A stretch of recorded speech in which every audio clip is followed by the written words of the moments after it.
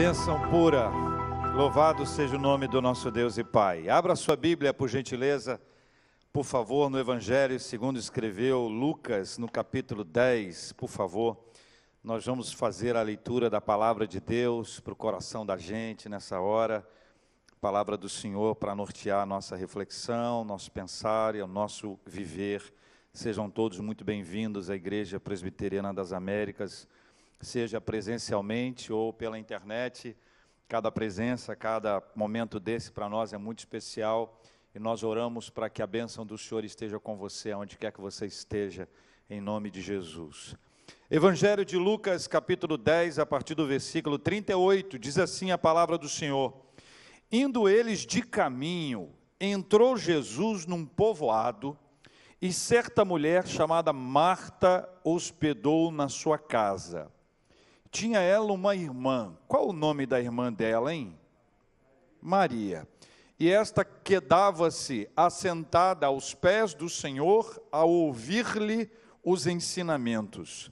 Marta agitava-se de um lado para outro, ocupada em muitos serviços. Então, se aproximou de Jesus e disse, você pode ler comigo? Senhor, não te importas que minha irmã tenha deixado que eu fique a servir sozinha? Ordena-lhe, pois, que venha ajudar-me. Respondeu-lhe o Senhor, Marta, Marta, andas inquieta e te preocupas com muitas coisas. Entretanto, pouco é necessário ou mesmo uma só coisa. Maria escolheu a boa parte e esta não lhe será tirada. Era uma família especial para Cristo. Nós estamos falando aqui de uma aldeia chamada Betânia, uma família composta por 3 pessoas, que eu acho que a maioria de vocês conhece muito bem, além de Marta e Maria, o irmão Lázaro, o mais famoso dos 3. O irmão Lázaro ficou mais conhecido depois que ele morreu. A morte dele deu a ele uma posição de celebridade dentro dos textos bíblicos, uma vez que, depois de morto e sepultado, o Senhor Jesus resolveu trazê-lo de volta à vida. Lázaro se tornou, portanto, uma figura mais conhecida do que as suas 2 irmãs. Todavia, esse texto aqui, ele nos leva a uma descrição de Marta, que talvez seja uma descrição muito próxima da vida de muita gente que você conhece. O versículo 40 faz uma descrição a respeito dela. Veja aí comigo. Marta agitava-se de um lado para o outro, ocupada em muitos serviços. 2 palavras que parecem muito presentes na nossa vida. Uma é agitação, outra é ocupação. A nossa irmã Marta estava agitada demais e ocupada demais. E aqui não há um juízo de valor com o que ela se ocupava ou o que a agitava. A questão não era o que ela fazia, mas era o quanto aquilo que ela fazia consumia o seu tempo e ocupava um lugar de algo mais importante, aliás, extremamente mais importante na sua vida do que qualquer coisa que ela tinha visto ou vivido até agora.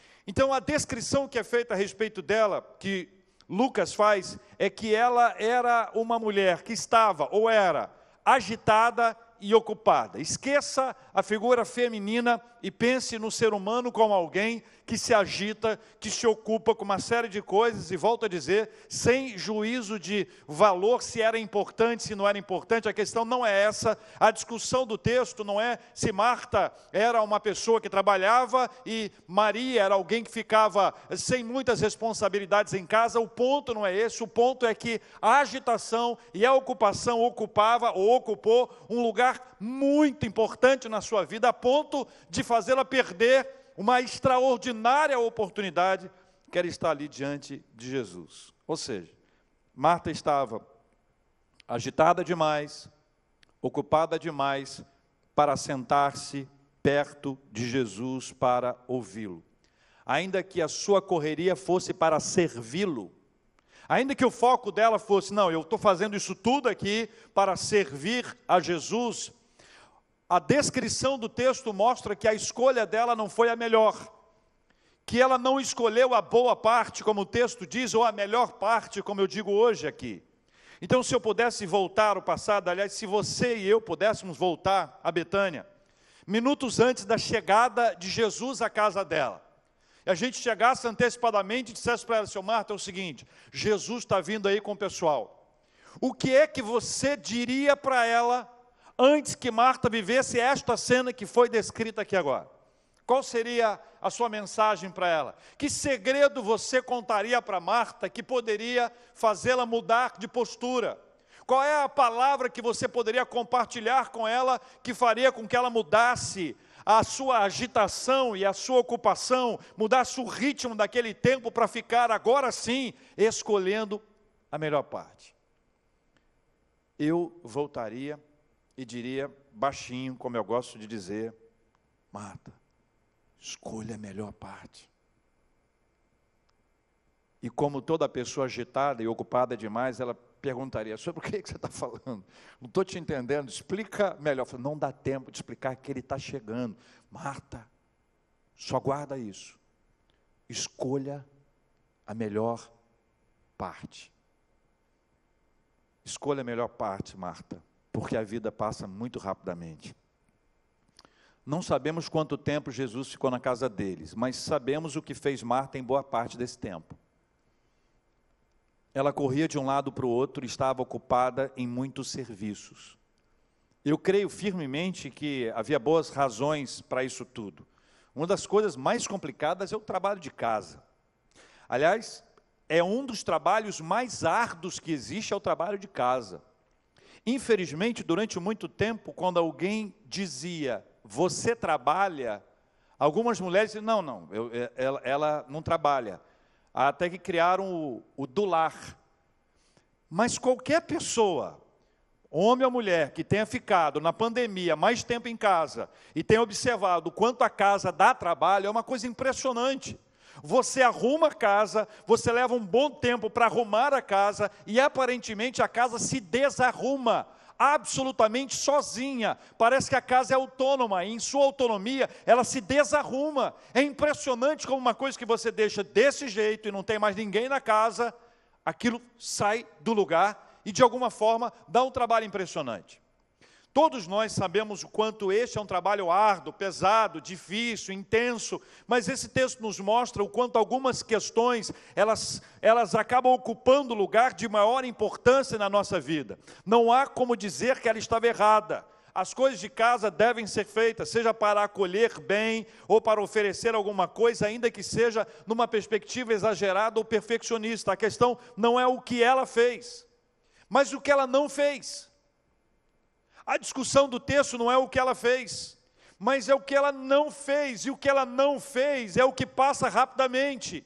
O que ela não fez é aquilo que se perde, é a oportunidade que vai, é o tempo que não volta, é a chance, a oportunidade que passa na nossa frente, uma experiência perdida na presença de Deus. Quero dizer para os irmãos que a agitação pode nos fazer perder o real significado das circunstâncias, pode nos fazer perder o foco, e pode nos induzir ao erro, ainda que tenhamos as melhores intenções. O problema que a gente já sabe é que a vida passa muito rapidamente, e na maratona da vida, dentro ou fora de casa, ou nos dois casos, dentro e fora de casa, a gente fica tão ocupado, tão agitado, tão intenso, que é possível que a gente perca o foco das coisas mais importantes e necessárias da nossa vida, as coisas que vão mudar a nossa história para sempre, sob uma pressão de uma agenda pesada, que é a agenda que nos espera, é a agenda do dia a dia, é a agenda da segunda-feira, e às vezes com as melhores intenções, maridos, esposas trabalham com afinco para oferecer uma casa melhor para eles ou para os seus filhos, seja qual for a intenção, seja qual for o propósito, qualquer uma dessas circunstâncias podem nos tirar do foco do mais importante, daquilo que Deus reserva para nós. E aí o tempo passa, e a gente olha para trás e diz, meu Deus, eu perdi muito tempo com coisas que não valiam a pena. Eu perdi muito tempo com coisas que não fizeram diferença. Eu poderia ter vivido com menos. Eu seria mais feliz se eu não tivesse feito aquilo, porque eu fiz aquilo, em razão de ter feito aquilo, eu perdi aquilo que era mais importante, mais essencial da minha história. Só que passou o tempo. se você pudesse voltar no passado e dizer alguma coisa para você sobre este assunto, o que você diria para você mesmo, para você mesma? Eu quero sugerir a você uma frase: escolha a melhor parte.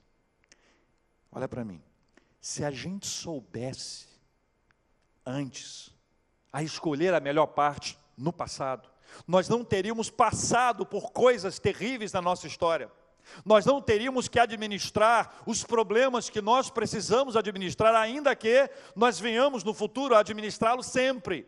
Todavia, a descrição bíblica é para nos ajudar a entender qual é a melhor parte da nossa vida. Algumas perguntas para a sua reflexão. A quem interessa que uma pessoa não tenha tempo para Deus? A quem interessa que uma pessoa não tenha tempo para Deus? Qual o impacto disso na sua vida espiritual? Sabe aqueles planos de ter mais tempo para ler a Bíblia? Desta vez, ou desta feita, ou este ano, ou agora, eu vou...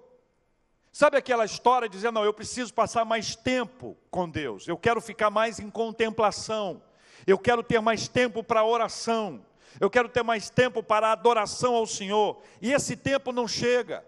E esse tempo não chega, por que não chega esse tempo? Esse tempo não chega porque a gente está agitado demais, ocupado demais.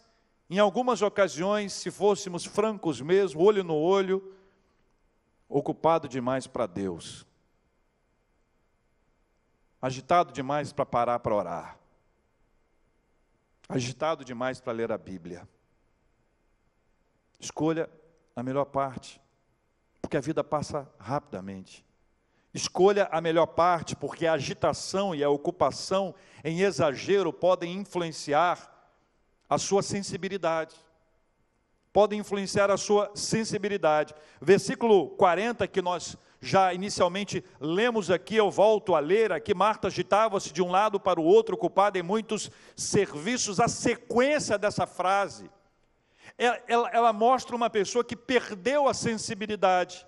Veja, então se aproximou de Jesus e disse, leia comigo o que ela disse: Senhor, não te importas de quê? Minha irmã tenha deixado que eu fique a servir sozinha. Qual é a última parte? Ordena-lhe, pois, que venhas ajudar-me. Isso me parece um reflexo desse comportamento que aponta para a falta de sensibilidade. Ela trata Jesus de uma forma ríspida. A sua sensibilidade se vai ou se esvai. Ela está localizada num ponto em que ela extrapola a liberdade de acesso a Jesus, ela desrespeita a sua missão e a sua autoridade. Sabe por quê? Porque a correria, a agitação demais, a correria e a ocupação, ela nos faz perder a sensibilidade. Ela nos torna mais irritadiços, ela nos faz mais nervosos, nós brigamos muito mais por causa disso. Mas quanto às questões espirituais, elas nos fazem perder a sensibilidade, seja a espiritual, de identificar que Jesus é Deus, ou a social, a maneira como nós lidamos com as pessoas que perto de nós estão. As reações fogem do controle, a agressividade muitas vezes vem como um vulcão. E aí eu lembro de Provérbios 15:1. Provérbios 15:1 diz assim, que a resposta branda... Você lembra do texto? Quem lembra aí comigo? Fala comigo. A resposta branda, o que é que ela faz? Desvia o furor. Lembre-se que é resposta, não é palavra branda. Em geral a gente fala esse versículo, a palavra branda, mas é a resposta é reação. A maneira como você reage pode botar mais fogo ou pode amenizar. Então, leia comigo, lembra comigo o texto. A resposta branda desvia o furor. E a palavra dura? Lembra? Suscita a ira. A resposta branda desvia o furor e a palavra dura, ela suscita a ira. A gente precisa compreender o quanto os nossos dias velozes estão associados aos nossos dias furiosos. O quanto a velocidade da nossa vida, a agitação da nossa vida, tem nos conduzido para esse lugar, onde a pessoa fica furiosa, fica brava, irritadiça. ela começa a se queixar de todas as coisas, ela reclama de todo mundo o tempo inteiro e perde a noção, uma noção altamente espiritual que esse texto nos traz. A irritação de Marta com Maria fez com que ela acusasse Jesus. Ela acusou Jesus de estar agindo de forma errada, de forma parcial, de não se importar com ela. Olha, ela disse isso para Jesus. Ela disse isso para Jesus, veja, o que é que ela disse? Senhor, não te importas? Ela está dizendo, você não está vendo o que está acontecendo aqui? Você não se importa que eu esteja me gastando? Então veja, ela está dizendo para Jesus que a presença dele era pesada para ela. Ela está dizendo que a presença de Jesus se tornou um peso para ele. Sabe aquela visita que se torna um peso? Você não sabe que você é uma pessoa muito boa, você não tem esse negócio, mas alguém que você conhece tem, que você fica torcendo para a pessoa ir embora, você aprendeu o negócio de vassoura e tal, você já ouviu essas histórias, você está doido para a pessoa ir embora porque a presença daquela pessoa se tornou pesada para você. Agora pensa nisso, a presença de Jesus se tornou pesada para ela. Ela estava sobrecarregada, ela reclama que ele não se importava com ela. Veja, ela chama Jesus de alguém parcial. Ela diz que Jesus não está se importando com a sobrecarga do trabalho dela. Ela está dizendo para Jesus que a presença dele na casa dela se tornou um peso para ela. Lembra daquele exercício de imaginação, de voltar no tempo? E dizer para ela, Marta, faz isso não. Fala assim, não. Nunca diga que Jesus tornou um peso para você, Marta. Mas eu nunca vou dizer isso. Claro que não, Marta. Eu só estou dizendo assim na hipótese de um dia isso passar pela sua cabeça. Depois ela foi ríspida com Jesus a ponto de ordenar que Jesus ordenasse alguma coisa. E essa é uma característica teológica absolutamente doida. Quando alguém resolve dar ordens a Deus, quando alguém ordena que Jesus faça alguma coisa, eu te ordeno, faça isso, faça aquilo, ou seja, ela perdeu a noção de quem estava diante dela, ela perdeu a sensibilidade espiritual e social, ela se perdeu no emaranhado da sua agitação, da sua ocupação tamanha. Veja o quanto isso pode nos prejudicar. Perguntas: quantas vezes você já brigou com alguém, já foi ríspido ou ríspida e grosseiro ou grosseira com alguém, e depois foi se desculpar, dizendo, me desculpe que eu estou muito agitado, estou muito isso, estou muito aquilo. Quantas vezes você já levantou a sua voz e achou que estava certo e com razão? Quantas vezes uma resposta dura foi dada e o ambiente ficou extremamente complicado? Escolha a melhor parte. Escolha a melhor parte, porque a agitação e a ocupação podem prejudicar a sua vida espiritual. Versículo 41, leia comigo, por favor. Respondeu-lhe o Senhor, qual foi a resposta que Cristo deu a ela? Leia em voz alta comigo. Marta, Marta, andas inquieta e te preocupas com muitas coisas. Veja que Jesus não faz uma pergunta, ele faz uma afirmação. Lógico, é Jesus, né? Ele pode apresentar essas falas, mas a fala que ele traz é uma fala que é extremamente oportuna para nós. Andas inquieta e te preocupas com muitas coisas. A inquietação e a preocupação se conectam à agitação e à ocupação demais. Se prosseguisse nessa correria, ela ficaria aquém do que poderia ficar no mundo espiritual. Ou seja, quando Jesus diz que ela estava inquieta e preocupada, ela precisava aprender o quê? O que a gente precisa aprender quando a gente anda inquieto e preocupado demais? Quando a inquietação, ela nos tira do eixo, do lugar equilibrado. Quando estas preocupações, elas nos tiram do presente, nos levam para o futuro, que a gente nem sabe se vai acontecer. Os agitados demais devem aprender o lugar da quietude. Devem aprender o lugar do esperar, do estar em segundo plano, do perder o comando, de abrir mão do poder de decisão, do não se precipitar. Os inquietos demais devem encontrar o lugar de ouvir a voz do Senhor, de dar a Ele a primazia, de se submeter ao seu querer, de saber que Ele tem sempre o melhor para nós. Para isso, nós precisamos parar a correria e aprender a escolher a melhor parte. Andas inquieto, preocupado? A inquietação e a preocupação virou uma coisa comum na sua vida? Jesus faz uma afirmação sobre ela, e a resposta poderia ser dada por Marta, né? Se fosse uma pergunta: Marta, andas inquieta e preocupada? Você está inquieta e preocupada? Se ela fosse responder, eu diria sim. E eu trago essa pergunta para você e para mim hoje. Andas inquieto? Você está inquieta? Está preocupada? Está preocupado? O que isso nos traz de palavra? Escolha a melhor parte. A inquietação, a preocupação sinaliza que o seu foco está distante do lugar certo. É necessário aprender a aprender com Jesus. Jesus nos ensina a escolher a melhor parte é Ele. O lugar da Marta era o lugar da inquietação, era o lugar da preocupação, era o lugar da agitada demais, da ocupada demais, para perceber que a resposta para a sua inquietação e para arrancar dela a preocupação estava ali diante dela. Mas a sua agitação e a sua ocupação tirou dela a possibilidade de enxergar que ela estava diante da resposta. E essa é uma questão.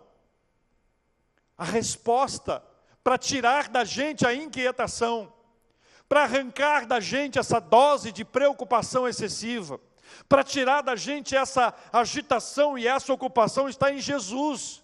É Ele, é nele que nós encontramos o lugar de descanso, é Ele que traz para o lugar da quietude, Ele que traz para o lugar do dizer: olha, confia em mim, deixa comigo, eu estou no comando, eu estou no controle. Ele que tira a gente do lugar daquele que quer dar a resposta, que quer tomar a decisão, que se precipita, que fala demais, enquanto deveria ouvir mais. Há uma ilustração simples que eu queria descrevê-la para você. Num relacionamento entre marido e mulher, os dois falam e os dois escutam. A fala e a escuta andam junto. E a ilustração é simples: é a mulher que chega em casa, encontra o seu marido e conta para ele como foi o dia dela. E você sabe que as mulheres contam o dia de verdade, né? O homem diz: como é que foi o dia? Foi bom. E a mulher: como foi o dia? Se prepara. E ela contou o dia dela. E ele pacientemente a escutou plenamente. Quando ela terminou de falar, ele começou a contar o dia dele. Naquele dia ele queria contar alguma coisa. Só que quando ela começou a contar, quando ele começou a contar, ela se levantou e saiu. Ele ficou decepcionado, mas disse: eu acho que ela não ouviu. Ela não ouviu. Chegou no outro dia. No outro dia ela chega animada também, com um poder de síntese impressionante. E ela começa a contar o dia dela, e conta, e quando ela acaba, ele começa a contar o dia dele. E quando ele começa a contar o dia dele, ela se levanta e sai. A pergunta é: isso é relacionamento? É mais ou menos isso que a gente faz no relacionamento, entre aspas, com Deus. Eu oro muito, falo muito, mas escuto pouco. Relacionamento com Deus, assim como relacionamento um com o outro, envolve a fala e a escuta. Envolve o tempo de contar, mas envolve o tempo de ouvir. E Jesus nos ensina nesse texto a escolher a melhor parte, porque a vida passa muito rapidamente. E à medida que essa vida passa rapidamente, nós perdemos o tempo, perdemos aquele ponto das coisas mais extraordinárias e mais importantes da nossa história. Perdemos o ponto daquilo que não há como voltar, porque o tempo passou e não tem mais jeito. Mas diz a Bíblia que o que é já foi, que o que há de ser também já foi, e Deus fará renovar-se o que se passou. Eclesiastes capítulo 3, versículo 15. Ou seja, o tempo que eu perdi, ele pode ser hoje remido. Eu posso aproveitar o tempo presente. Deus milagrosamente pode me fazer voltar a experimentar e a restaurar espiritualmente coisas que foram perdidas no passado e hoje podem ser acesas para a glória de Deus. A minha experiência com o Senhor, eu devia ter lido mais a Bíblia, eu devia ter orado mais, eu deveria ter jejuado na presença de Deus, eu poderia ter vivido um tempo de quebrantamento espiritual, eu deveria ter clamado mais ao Senhor, eu deveria ter passado mais tempo em oração, mas nada disso eu fiz, mas o tempo passou. Mas Deus, pela sua graça e misericórdia, Ele quer nos dar a oportunidade de reviver, de trazer aquilo de volta e encher o nosso coração com a sua presença poderosa e maravilhosa. Escolha a melhor parte. Escolha a melhor parte, porque a vida passa muito rapidamente. Vão lá, em Betânia, eu e você. Marta, vem cá. Quem é você? Não se preocupe comigo não. Escuta só o que eu vou te falar. Escolhe a melhor parte. Marta, escolhe a melhor parte.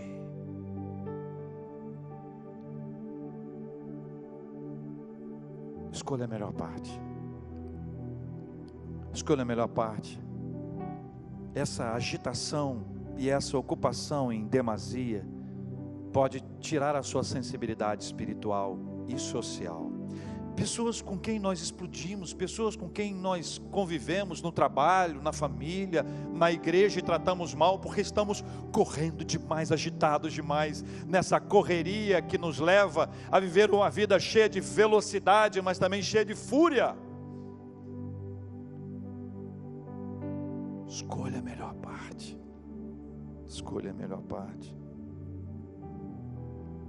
Essa agitação e essa ocupação nos leva à inquietação e à preocupação. E na Bíblia, o inquieto é aquele que não descobriu o privilégio da quietude na presença do Senhor. O circo está pegando fogo, o mar está na tempestade, a coisa está esquentando, mas nós nos recolhemos ali, e quem nos vê de fora, diz assim, mas o que é que está acontecendo? Precisa tomar uma decisão, precisa resolver esse assunto, tem que tomar um posicionamento, e a gente se reserva, se recolhe e entra em oração, e aquele momento em oração na presença do Senhor, nos dará sensibilidade para entender qual é a vontade de Deus, qual é a palavra dEle, qual é a decisão a ser tomada, qual é a resposta a ser dada, antes de que a gente venha fazer ou a falar algo que a gente venha se arrepender posteriormente. Isso pode prejudicar a nossa vida espiritual, até no nosso relacionamento com Deus. A gente começa a brigar com Deus, porque Deus não está fazendo aquilo que a gente quer. Deus não está fazendo aquilo que eu quero. Eu orei tanto, eu pedi tanto, e Deus não me atendeu. Isso é fruto de agitação. Isso é fruto de inquietação, de preocupação, de ocupação em demasia, quando aquilo que Deus faz é diferente daquilo que eu quero, e aquilo que eu quero que Deus faça. Eu não vou dizer em voz alta, Senhor, eu ordeno que o Senhor faça isso, porque a minha teologia é saudável para verbalizar isso, mas no coração eu fico indignado, porque Deus não atendeu a minha prece, a minha oração. Quantas vezes isso é verdade? E quantas vezes nós precisamos parar e falar, meu Deus, tem misericórdia. Tenha misericórdia. Eu já acompanhei muitas pessoas para dar notícias ruins para elas. O pastor, ele foi chamado para pregar o evangelho é boa nova, mas a gente dá muita notícia ruim também, para dar notícia boa na sequência. E é muito duro. E eu aprendi que não se pode exigir de uma pessoa que recebe uma notícia ruim, especialmente de perda, exigir que ela tenha equilíbrio. Ah, pastor, glória a Deus, vamos cantar um hino. Não, as pessoas ficam nervosas, ficam agitadas, ficam intensas. E em sua intensidade é natural, é normal. Eu acho até que é correto. Mas depois chega naquele lugar, diz assim, o Senhor, como eu ouvi essa semana de uma mãe que perdeu um filho de maneira trágica. Ela me disse, pastor, Deus me deu, Deus tomou, bendito seja o nome do Senhor. Sabe que lugar é esse? Da quietude. É o lugar em que nós nos conformamos com a vontade de Deus. Paulo, escrevendo aos Romanos, diz que nós não devemos nos conformar com este mundo. Esse lugar da quietude é o lugar que nós nos conformamos com a vontade de Deus. É como se a gente, sabe o ponto de vista? Sabe quando você chama alguém e diz assim, olha lá, olha aquilo lá, a pessoa não vê, você não chega aqui do meu lado, aqui, vem cá, lá, agora eu fiquei no seu lugar, eu estou conseguindo ver. É isso que acontece quando a gente deixa a agitação, deixa a inquietação, deixa a ocupação, deixa a preocupação, e a gente entra ali naquele lugar onde a gente se torna mais sensível espiritualmente para entender o ponto de vista de Deus daquilo que Ele faz, e ainda que a gente não consiga entender, Ele vai nos dar o consolo, o conforto, a paz, que é alguma coisa que é absolutamente inexplicável, que não tem nenhum tipo de explicação. Eu quero orar, porque eu sei que a gente precisa disso, você precisa, eu preciso, nós precisamos disso. Está na hora de parar de correr de um lado para o outro e correr para Jesus. Para Jesus a gente corre, para Jesus a gente corre. Volta no tempo em Betânia, pensa bem. Mas eu quero dizer para vocês que, lendo João capítulo 11, eu vejo que muita coisa foi aprendida durante esse tempo.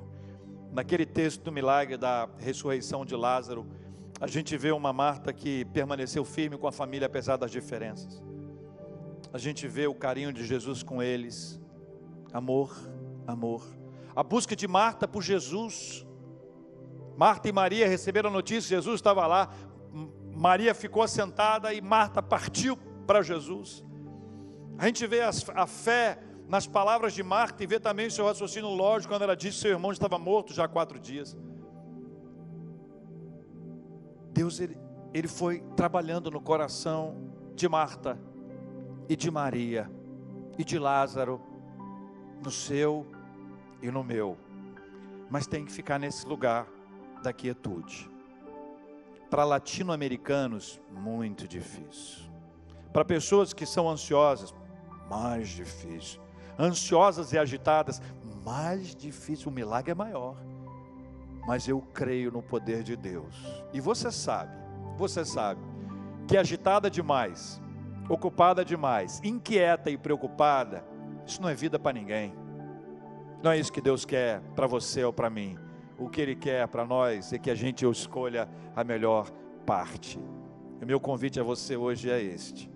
Vamos orar e vamos dizer para o Senhor: Senhor, eu quero a melhor parte, eu quero parar de correr, quero parar de ficar agitado demais, quero deixar a inquietação de lado, quero deixar a agitação de lado, a preocupação. Eu quero me colocar no lugar da quietude, no lugar da simplicidade, no lugar da Tua presença, no lugar da manifestação da Sua graça, no lugar do Seu poder. Esse milagre que nós vamos pedir ao Senhor que faça na nossa vida agora.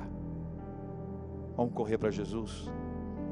Feche os seus olhos, vamos orar, vamos orar, vamos orar. Oh Deus, Pai, Deus querido e amado, nós oramos em nome de Jesus. Como pensamos hoje aqui, se pudéssemos voltar ao passado lá em Betânia, bateríamos na porta de Marta para dizer: Marta, escolha a melhor parte. E hoje quem está batendo na nossa porta é o Senhor. É o Senhor quem bate a nossa porta para dizer: escolha a melhor parte. Senhor, é verdade que vivemos agitados demais, ocupados demais, inquietos e preocupados. São 4 marcas do nosso tempo. Se já havia isso no tempo de Jesus lá em Betânia, o Senhor sabe como está hoje a nossa vida, como nós temos vivido debaixo dessas 4 marcas terríveis. E nós pedimos perdão, porque estas agitações têm nos levado a perder tempo, a perder tempo, e o tempo que passa rapidamente. Nós pedimos perdão ao Senhor porque isso tudo tem nos deixado insensíveis, seja espiritualmente, para vermos a vida do ponto de vista do Senhor e nos conformarmos à vontade do Senhor, seja na maneira como nós lidamos com as pessoas que nós amamos, pessoas com as quais nós trabalhamos, ou estudamos, ou lidamos no dia a dia. Tenha misericórdia de nós, Senhor. Tenha misericórdia, porque essa agitação tem nos feito gerar prejuízo para a nossa vida espiritual. Enquanto estamos agitados demais e ocupados demais, nós oramos de menos, lemos menos a Tua palavra, adoramos menos ao Senhor, nosso foco fica distorcido e a gente se perde nessa realidade de agenda pressionada por coisas que não são as mais importantes da nossa vida. Mas assim como o Senhor tratou, cuidou de Marta com tanto carinho, assim como o Senhor permitiu que ela vivesse esse amadurecimento, o Senhor também nos traz essa oportunidade e nos ensina hoje a escolher a melhor parte. E assim nós queremos viver para a glória do Teu santo nome, Deus querido. Nós queremos orar por aqueles que têm sofrido, pessoas que precisam do consolo do Teu Espírito Santo, que perderam pessoas amadas, queridas e preciosas, estão com seus corações chorosos. Alguns não assimilaram ainda e sofrem mais intensamente. Permita que o Teu Espírito Santo as convença, as console, as conforte, dê a elas um ponto de vista que a gente naturalmente não tem, só depois de uma ação sobrenatural do Senhor. Nós oramos pelos enfermos e clamamos que a bênção da cura seja derramada sobre cada pessoa. Oramos pelo trabalho dos médicos, pelas medicações, e clamamos ao Senhor que aquilo que o homem não pode fazer, seja feito no Senhor e pelo poder do Senhor e para a glória do Teu santo nome. Nós oramos pelos que estão nos leitos, pelos que estão se submetendo a exames, ou previamente aguardando o exame, ou um diagnóstico, ou na busca de uma vaga para uma cirurgia. Nós clamamos ao Senhor que tenha misericórdia, compaixão, e que a Tua graça opere sobre essas vidas em nome de Jesus.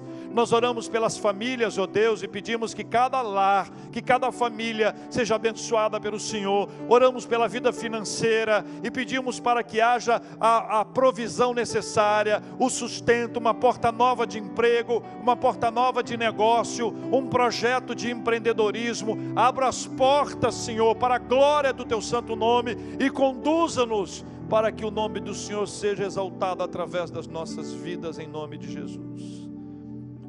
Nós te agradecemos pelas bênçãos já recebidas, nossas mãos estão cheias, os feixes estão nas nossas mãos.